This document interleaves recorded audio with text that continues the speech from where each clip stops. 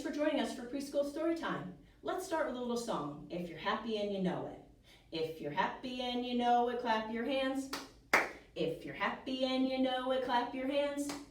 If you're happy and you know it, then your face will surely show it. If you're happy and you know it, clap your hands.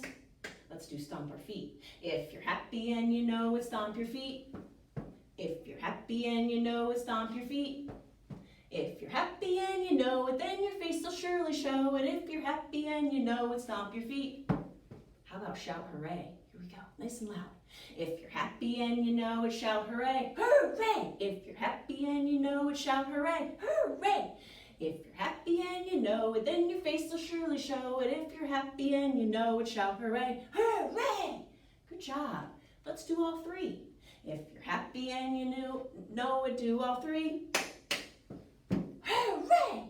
If you're happy and you know it, do all three. Clap, stomp, hooray! If you're happy and you know it, then your face will surely show it. If you're happy and you know it, do all three. Clap, stomp, hooray! Good job. Hi, welcome to Storytime. Thank you for joining us. I have a little friend here this week with us. His name is Curious George, and he is going to join us for Storytime this week because we're going to read books all about Curious George. Sit right there, Curious George. Let's start with Curious George.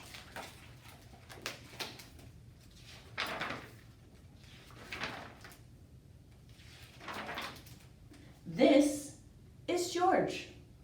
He lived in Africa. He was a good little monkey and was always very curious.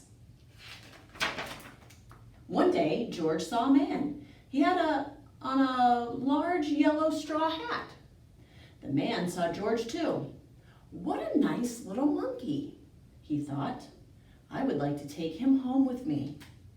He put his hat on the ground, and of course, George was curious. He came down from the tree and he looked at the large yellow hat. The hat had been on the man's head. George thought it would be nice to have it on his own head. He picked it up and put it on. The hat covered George's head. He couldn't see. The man picked him up quickly and popped him into the bag. George was caught.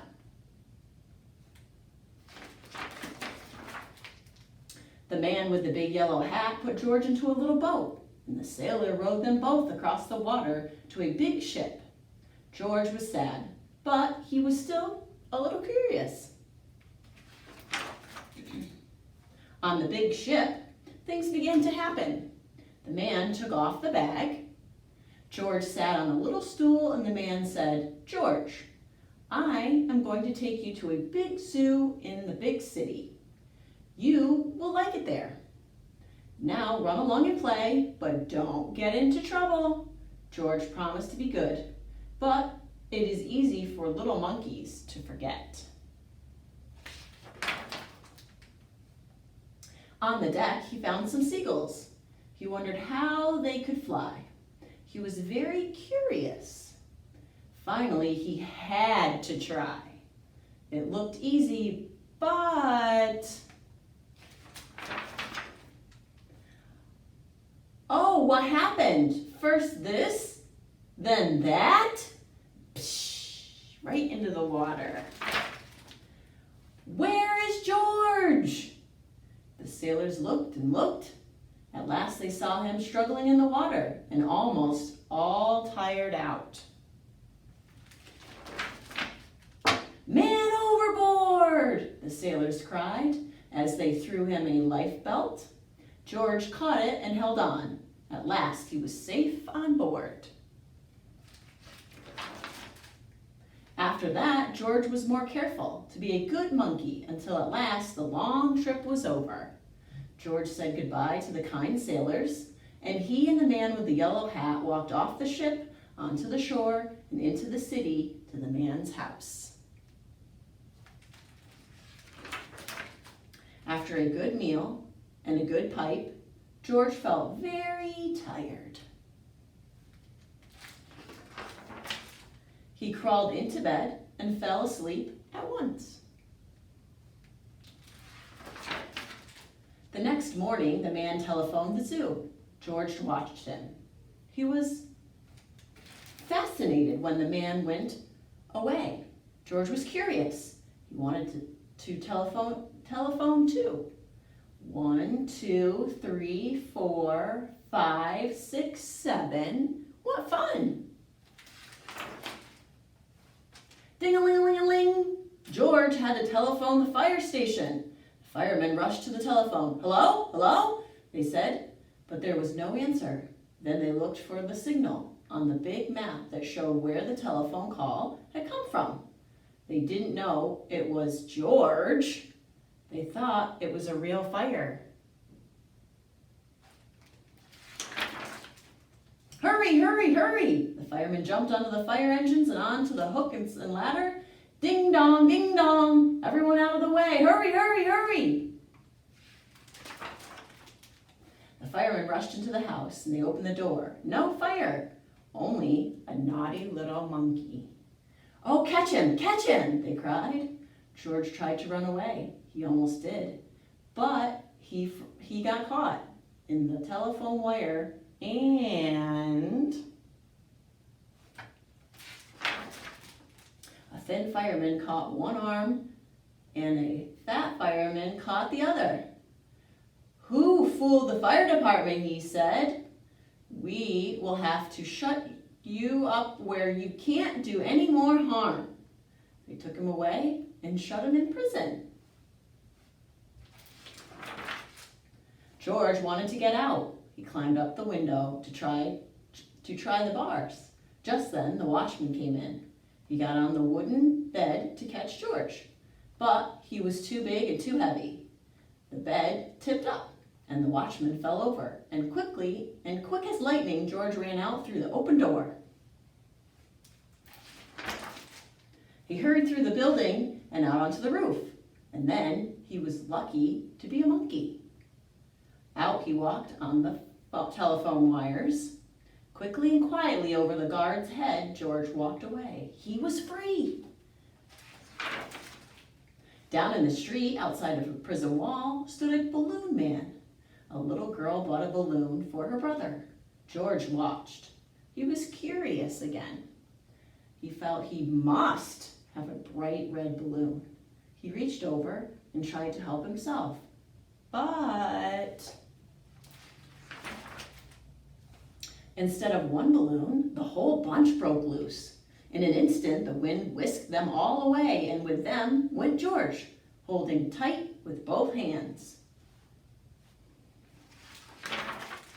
Up, up he sailed, higher and higher. The houses looked like little toy houses, and the people like little dolls. George was afraid. He held on very tight.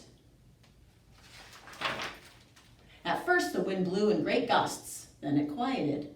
Finally, it stopped blowing altogether. George was very tired. Down, down he went, bump, onto the top of a traffic light. Everyone was surprised. The traffic got all mixed up. George didn't know what to do, and then he heard someone call, "George!" He looked down and saw his friend, the man with the big yellow hat.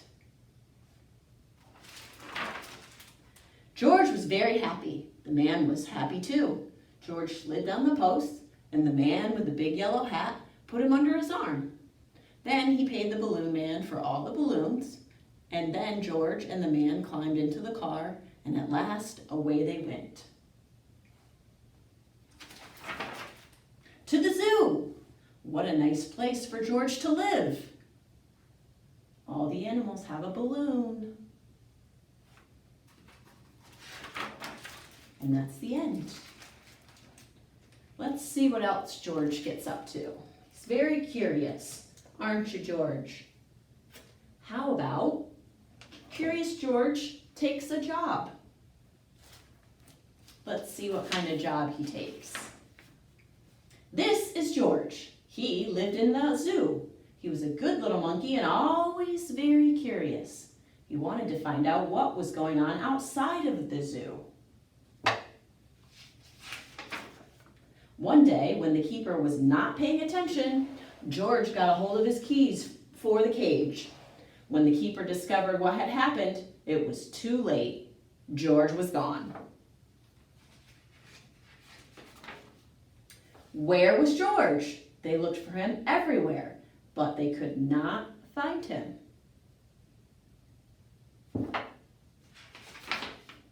George was hiding in the hay of his friend, the elephant. Finally, the keepers gave up looking for him. George found a nice, cozy spot to sleep under the elephant's right ear, and the next morning, before the zoo opened, he got away safely. Once in the street, George felt a little scared. What should he do in the big city? Maybe he could find his friend, the man with the yellow hat, who had brought him over from Africa a long time ago. Only George did not know where he lived. There was a bus stopping at the corner. George had never ridden on one. Quickly he climbed a lamppost, jumped on top of the bus, and off they went. Now they were right in the center of town. There was so much to see that George did not know where to look first. If only he could go on a ride like this forever. But after a while, George got tired and a little dizzy. When the bus slowed down to turn into a side street, George jumped off. There was a restaurant right in front of him. Something smelled good. Suddenly, George felt very hungry. The kitchen door stood open and George walked in. On the table was a big pot, and of course George was curious. He had to find out what was in it. When the cook came back, he had a big surprise. Spaghetti was all over the place. In the middle of it was a little monkey. George had been eating yards and yards and had wound himself all up in it.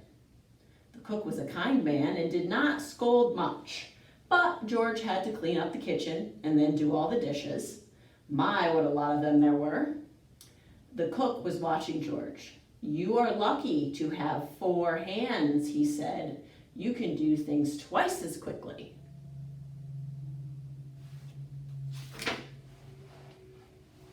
"I have a friend who could use a handy little fellow like you to wash windows. If you would like to, I will take you over to him." So they went down into the subway and took an uptown train to the cook's friend, who was an elevator man in a skyscraper. "Sure, I can use you," the elevator man said to George.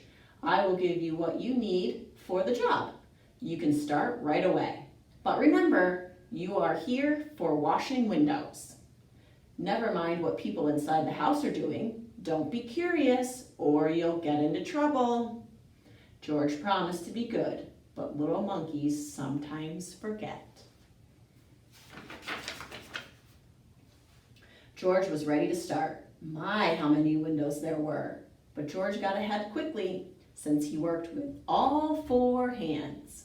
He jumped from window to window just as he had once jumped from tree to tree in the African jungle.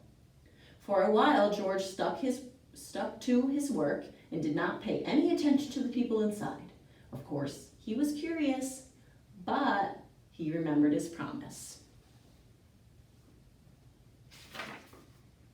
In one room, a little boy was crying because he did not want to eat his spinach.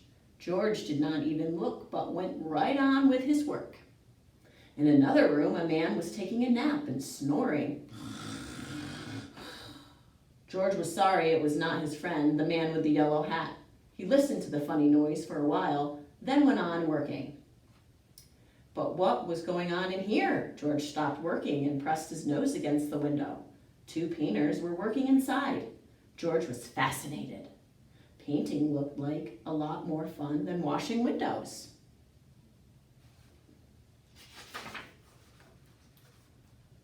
The painters were getting ready to go out for lunch. The minute they left, George climbed inside.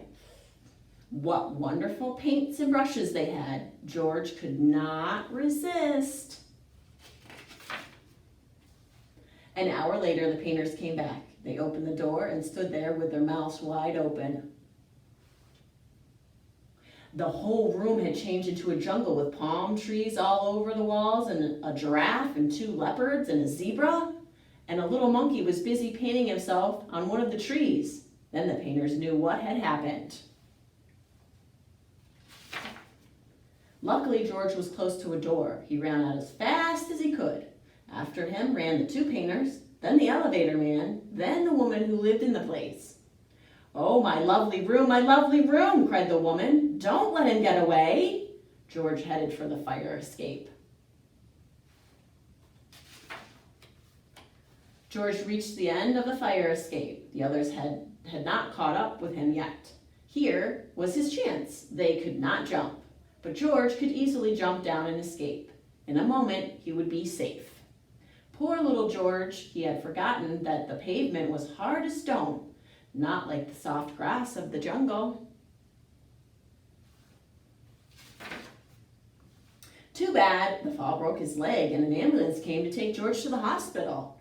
"He got what he deserved," said the woman, "making my apartment into a jungle indeed." I told him he would get into trouble, the elevator man added. He was too curious. George had to lie in bed with his leg high in a plaster cast. He was very unhappy. And it had all started out so nicely. If only he had not been so curious, he could have had a lot of fun. Now it was too late. But next morning, George's friend, the man with the big yellow hat, was buying his newspaper. Suddenly, he got very excited. "This is George," he shouted when he saw the picture on the front page. Quickly, he read the whole story and then ran to a telephone booth to ring the hospital. "I am George's friend," he said to the nurse who answered the phone. "Please take good care of him so that he will get better quickly. I want to take him to a movie studio and make a picture about his life in the jungle.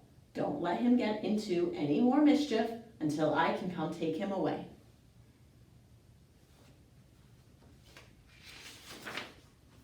Finally, the day came when George could walk again. "Your friend is going to take you away this morning," said the nurse. "Just wait right here for him. Don't touch anything." As soon as George was alone, he looked around at all the strange hospital things. "I wonder what is in that big blue bottle," he thought. George was very curious. It smelled funny. Suddenly, his head began to turn. Ooh! Then he felt as if he were flying. Then rings and stars danced before his eyes.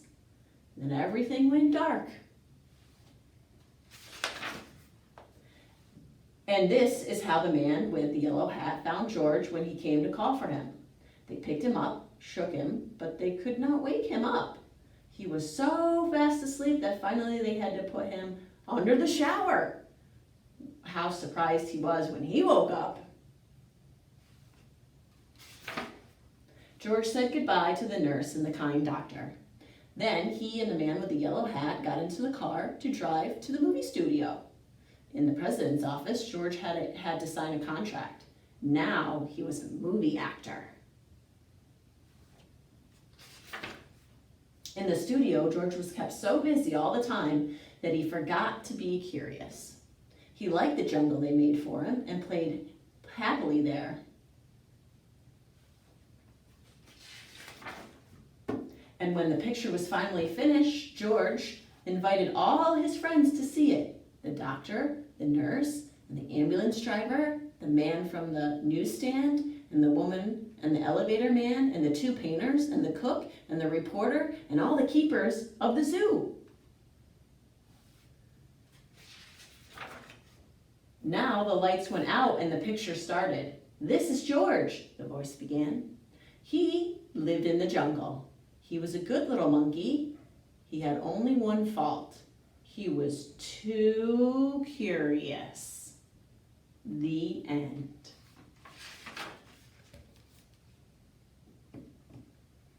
All right, George, scoot over here, sit here, because now we're going to talk about your first day at school. Let's see what happens. This is George.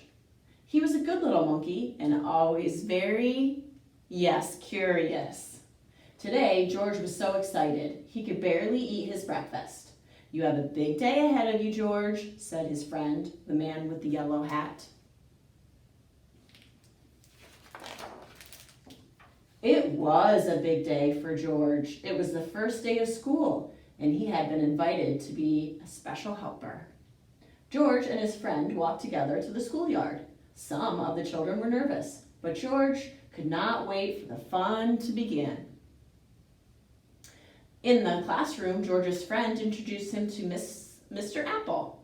"Thank you for inviting George to school today," the man with the yellow hat said to their teacher. Then he waved goodbye. "Have a good day, George. I'll be back to pick you up after school." The children were excited to have a monkey in class. "George is going to be our special helper," Mr. Apple told them. And what a helper he was. At story time, George held the book. At math time, the children could count on George. They were counting his fingers and toes. And at recess, George made sure everyone had a ball and a well-balanced snack. After lunch, Mr. Apple got out paints and brushes. George saw red, yellow, and blue paint. 3 colors were not very many. George was curious. Could he help make more colors?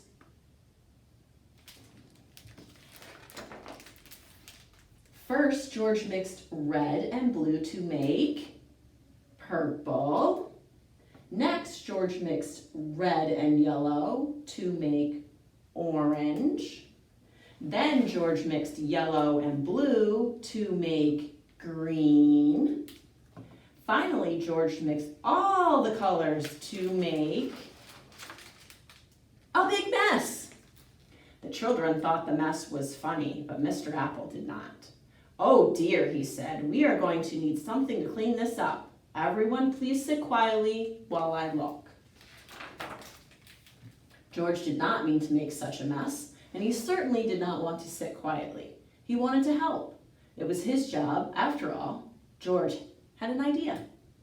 In the hallway, George found a closet. In the closet, he found a bucket. In the bucket, he found just what he needed: a mop.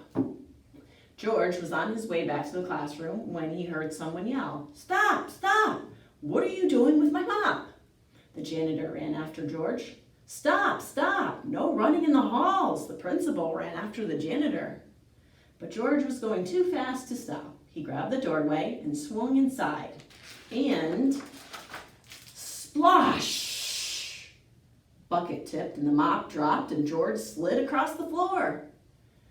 Now the mess was even bigger. Mr. Apple looked surprised. The principal frowned. The janitor just shook his head. And George, poor George, he felt terrible. Maybe he was not such a good helper after all. The children felt terrible too. They did not like to see George looking so sad. They thought he was a great helper. Now they wanted to help him. So the children all lent a hand and some feet.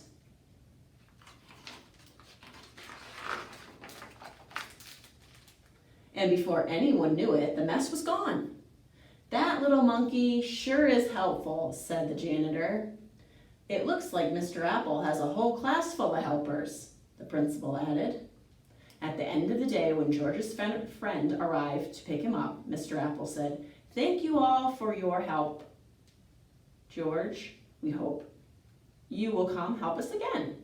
The children cheered. They hoped George would come again soon.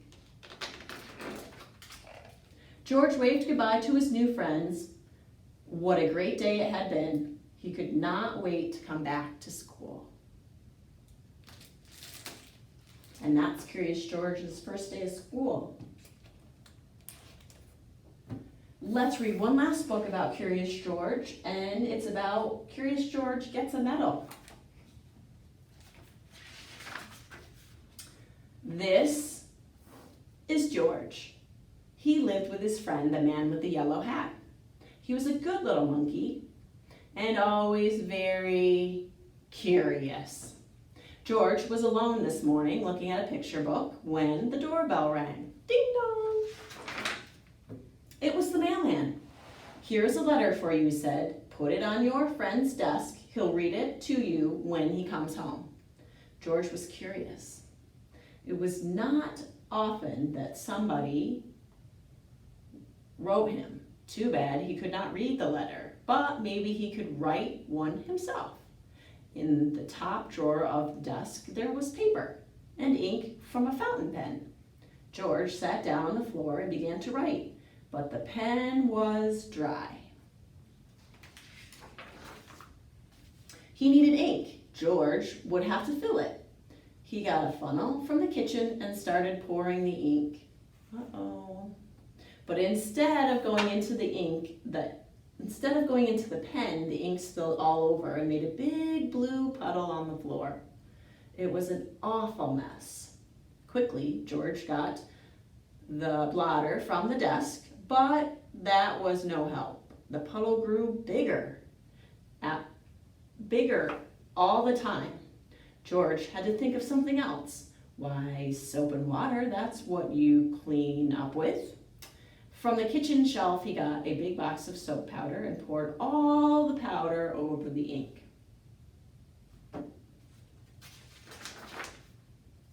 Then he pulled the garden hose through the window, opened the tap, and sprayed water on the powder.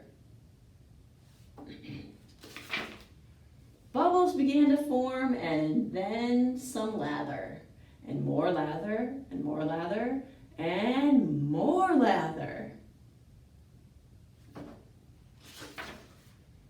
In no time, the whole room was full of lather, so much indeed that George had to escape in a hurry.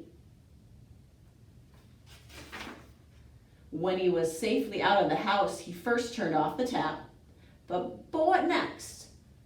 How could he get rid of all the lather before his friend came home? George sat down on the grass and thought for a long time. Finally, he had an idea.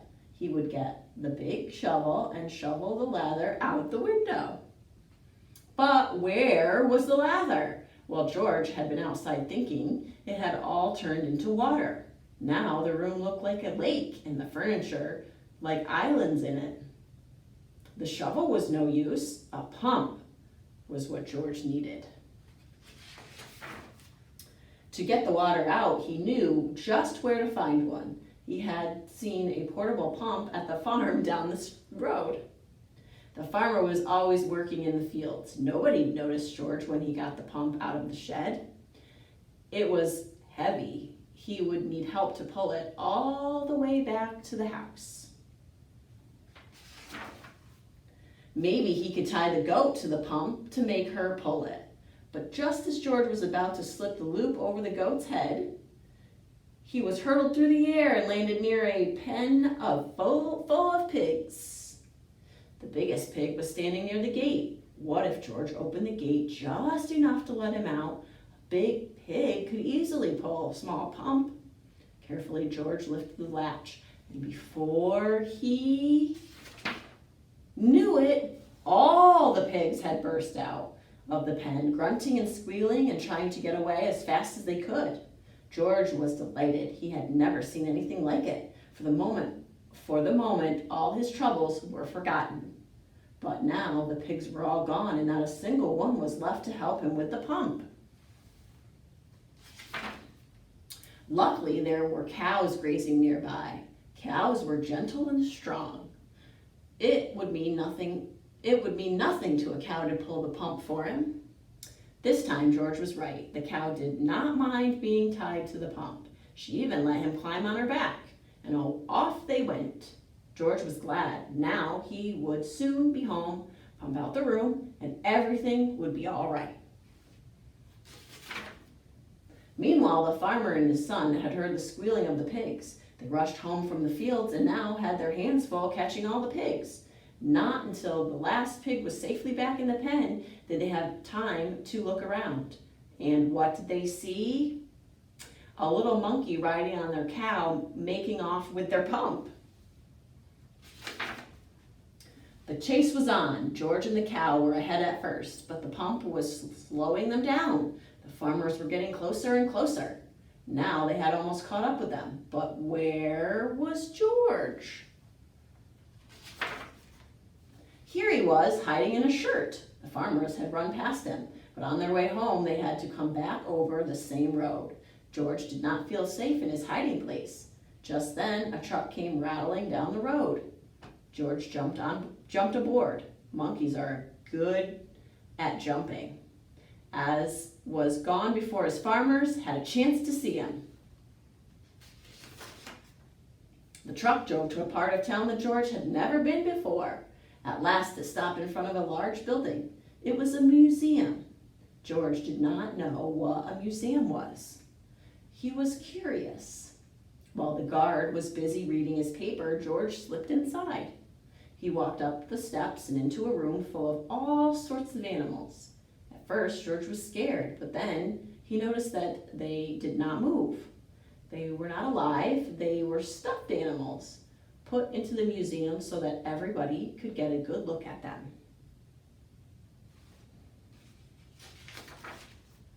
In the next room, George saw something so enormous it took his breath away. It was a dinosaur.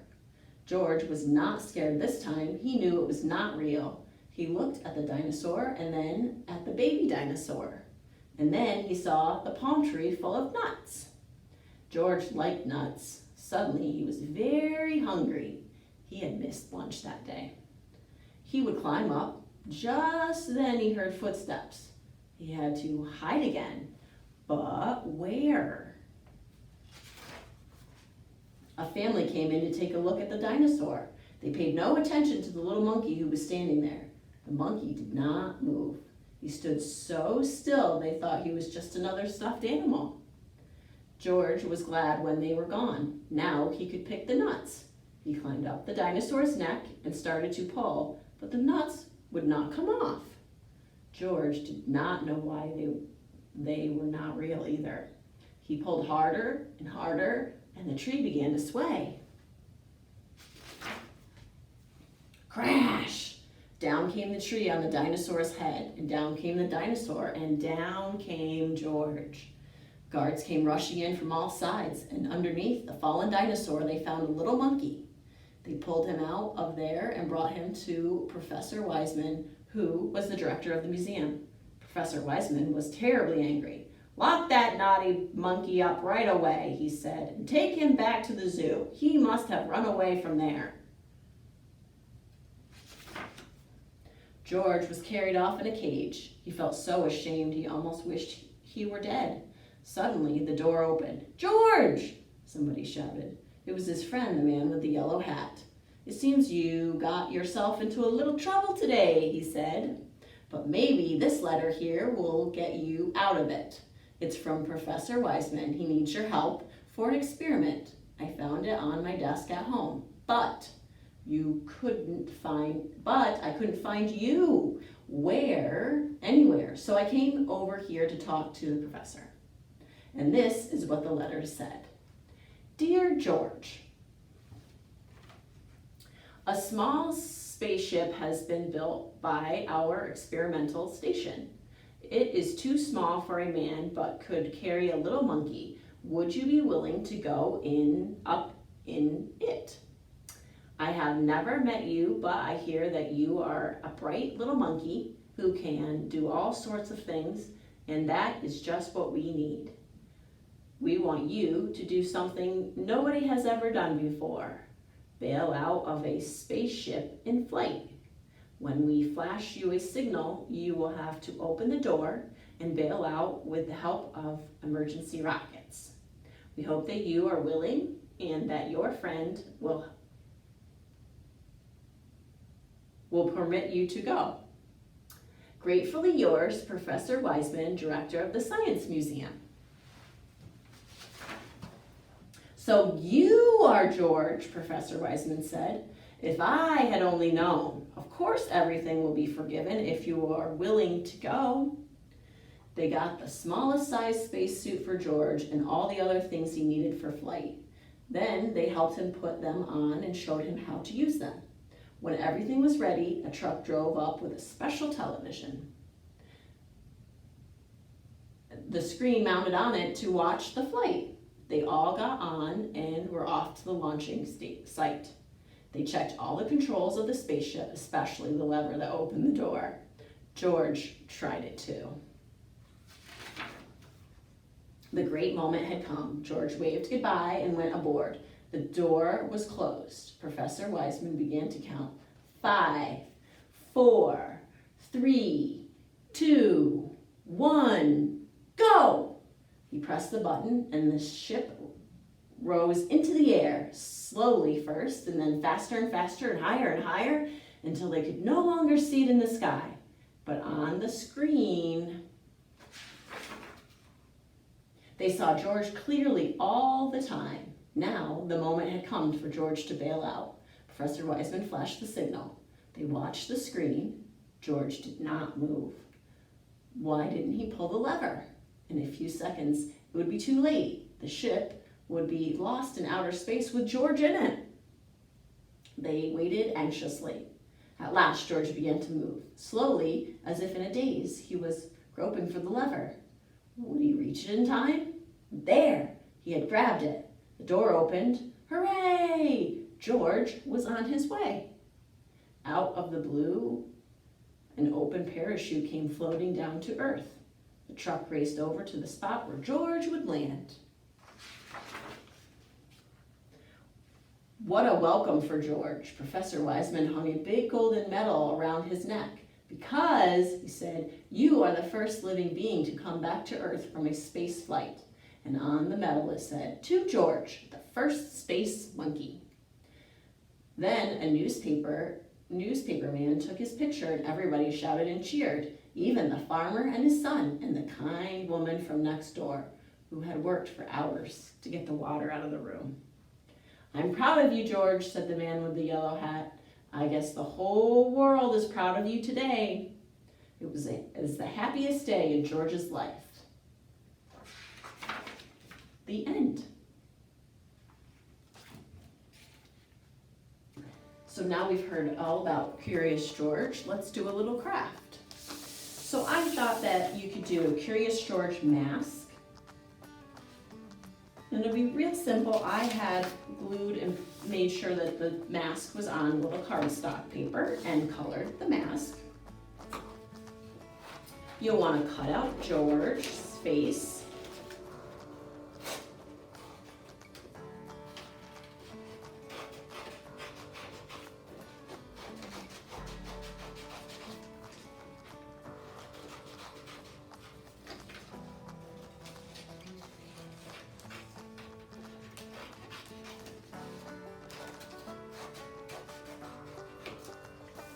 And once you have that cut out, I glued the mask to a popsicle stick. So that way you have your own mask, Curious George mask. What do you think, Curious George? Did you have fun? Give me a high five. All right. Have a nice day.